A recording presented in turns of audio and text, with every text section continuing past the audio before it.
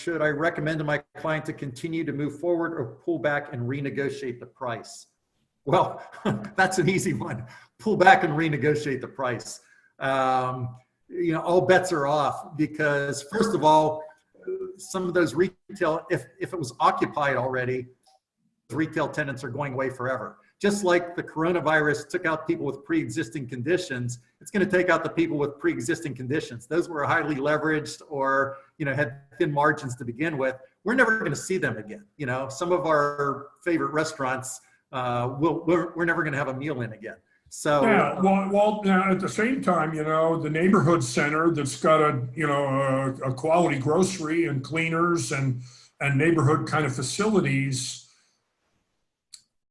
it's possible that those values are going to hold up better. I would suggest, in the context of an impending transaction, and you've heard us say this, delay.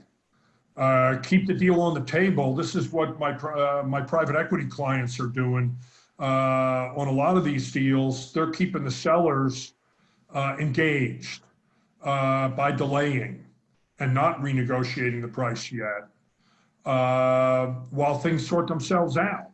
And, depending on the tenant mix and the credit of that tenant mix in those centers, there may be a rationale for doing that as opposed to, calling off the deal and unless they retrade in the circumstances. So, that kind of is the range of challenge, I think, in the retail investment space.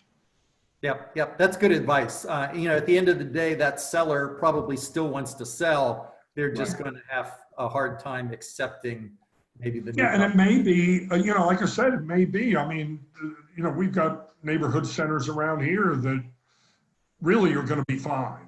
I mean, the grocery volumes are up. As soon as they can restock the shelves, the expectation there is that they're going to continue to boom.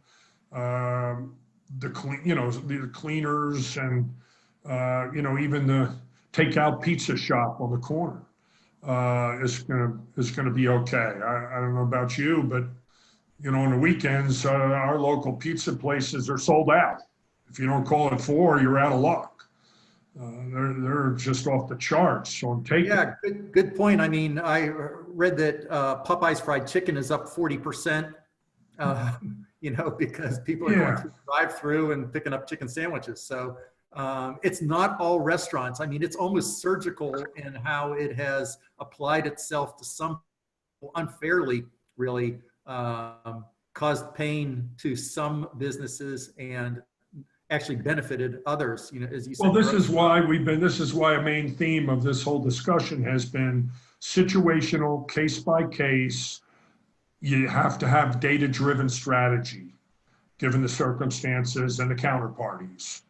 And again, in the case of that string of retail centers, if it's a good tenant mix, I'd hang on to the deal and just not close it yet, for whatever reason, even if I had to pay more to extend the ability to have that option whether to close would be in the best interest, certainly of myself as the buyer.